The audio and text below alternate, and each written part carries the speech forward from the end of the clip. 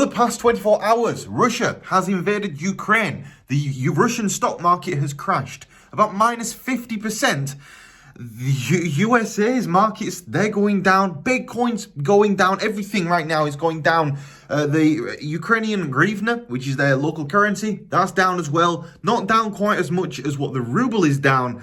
However, in today's video, I'm going to tell you exactly what I think is going to happen going forward. After yesterday's video, we were very accurate, because in yesterday's video, I pointed out to you that Bitcoin had broken above this, well, it broken out essentially, but it could possibly have been a fake out. And right now, that is very much looking like it was obviously a fake out at that point in time. And the fake out that Bitcoin has made essentially has caused Bitcoin's price to drop back down to this lower support level. However, we did not break through this lower support level on Bitcoin's price. This lower support level sitting at $34,700. The current price of Bitcoin being $35,299, give or take a little bit, of course. What I am expecting from here for Bitcoin? Well, for that, we have to look at some other markets as well. It's not just Bitcoin that we're going to look at in today's video. We've got Ethereum, Matic, but also we have the Ukrainian hryvnia, we have the Russian stock market, and the Russian ruble. The ruble is down 6.8%. The Russian stock market, is down 32%. And the Ukrainian hryvnia is down a little bit, but that's just because for some reason TradingView is not registering how much money it's lost over the past 24 hours. If you look at the actual chart, it looks very similar to the Russian ruble chart, whereby the price is just in constant decline. So, what does all of this mean anyway? Well, if you look at all of these currencies, and this is why I think it's important to take a long-term approach at this point in the market. If we look at all of these currencies, put them onto a monthly chart, and look at how terribly they have done over the course of the past 10 years or so. So this is 2015, 2016. They just consistently lose value to these currencies. Now, when you look at the Russian ruble, a very similar story. If we look at the monthly versus the US dollar since, again, the same period of time since 2013, it used to be worth $0.03 per ruble. Now it's 0.01. It has lost 2/3 of its value over the course of the past 8 years. Russia's economy is not very strong right now. Ukraine's economy is not very strong right now. The sanctions that our governments across the world, that they are imposing on these various governments, they will have an effect. And it will mean that whatever happens here is quite short term. I genuinely do not expect a long-term battle going on here, because nobody's economy can sustain it. It would destroy all business in these economies. And let me show you exactly why. If we go back over to these charts right here of the Russian economy, and we go over to the Russian stock market, this is the Russian stock market today. These are daily candles. Each line here represents one day.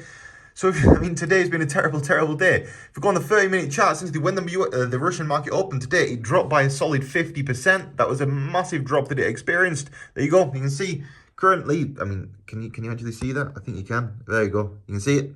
Minus 45% at its worst. That was over the course of 1 hour. The whole stock market in Russia dropped that much. Now, this is not a buy the dip type scenario. I would not encourage anybody to buy this dip. This dip will keep dipping until this scenario is over. This is overall a very scary scenario for anybody to be in. But I also want to point out some of the things that I find fairly obvious about this scenario, which is that Bitcoin is created to solve exactly this problem that we're seeing right now. And we're seeing the values of Russian currency drop. We're seeing the values of Ukrainian currency drop. And we're seeing the value of UK national currency as well. That's down today. The only currency that is going well today is actually the US dollar, because it's up against everything. It's actually up 1% in terms of the value of US dollar against itself. The DXY is up 1% today, which is telling us that there is a lot of people putting money back into money. They're taking money out of assets, taking money out of the stock market and putting it back into money. What does this change in monetary flow mean? Well, it means that essentially Bitcoin is not going to do very well again for a short period of time. But in the long term, this is an amazing buying opportunity. Now, it's not to say that you should profit off the back of any of these tragedies that are going around the world right now. They are very tragic. I do have family in Ukraine. And yeah, it's a bit of a tough one, to be honest, because they need to get out really quickly, because bombing has started in Kiev. It's not serious yet, but as and when that intensifies, there will be mass casualties if Russia really... You got to bear in mind, Putin is 70 years old nearly, and he's got less than 10 years to live. What does a man with less than 10 years to live care about the world? He doesn't, because he's not going to be on it very soon. So Putin is very much a loose cannon, and that's quite scary for the Ukrainian people now that it's all kicked off. And these are not people that just roll over. These people will stay, they will fight, and it's a scary one. Anyway, besides the point, what's going to happen with Bitcoin? Bitcoin, difficult. It's difficult. I do think that Bitcoin's price will probably see a surge later on during the course of the day. And that surge will probably take Bitcoin's price back up to these levels here. And these levels here are around $36,500. That puts it basically $1,000 increase on where it is right now. Bitcoin has been very, very volatile throughout the course of the past 24 hours. If we look at the actual drop that we've experienced, hang on, come on, why isn't this working? There we go. If we look at the drop that we've experienced, it's been around a 10% drop. Again, if I go like that, you should be able to see it a little bit better. Come on, there we go. There you go. Minus 10% essentially over the course of the past 24 hours. It's scary what is going on in the markets right now. It is very, very scary. So what am I doing? I'm buying the dip, of course, but only in small increments. It could be that we keep dipping and keep dipping and keep dipping. And I want to preserve some liquidity in case Bitcoin gets as low as $30,000. But ultimately, it's one of those things. I would be cautious. I wouldn't be long in the markets right now. I don't feel like it's a good time to go long. I would wait for some more stability before placing any kind of trade right now, to be honest.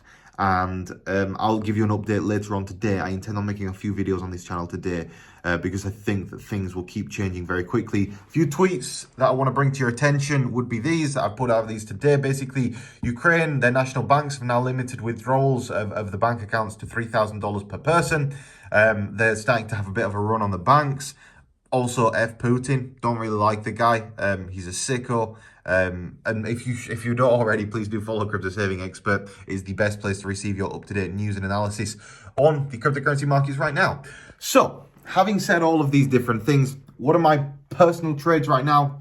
I'm not in any. I'm in a small long position. It's in a small loss, but I don't really intend on longing markets right now. I'm also looking to exit positions and look for a good time to re-enter.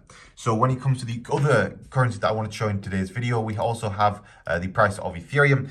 Ethereum again got rejected at this level of resistance. I also want to point out that this is forming a very typical reversal pattern with a higher low, and that higher low that we're seeing here, if it maintains and we don't drop below this support level, and if we go all the way along this line right here, we can see that this support level sits at about $2,300. If we don't break below $2,300 and we maintain this support level, it's quite likely that we again bounce back to the upside, and then we're just looking to break this pink line.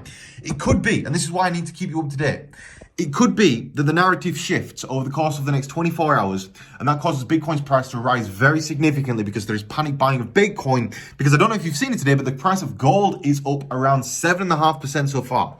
It's up very significantly.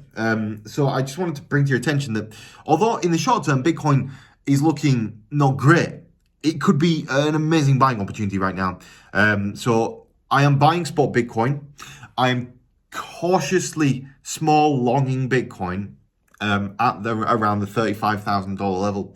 If we break below $35,000, things are going to get nasty. But for now, if we break below $35,000, I'm going to go short, to be honest. I do think the markets will just continue crashing. Things will get much worse.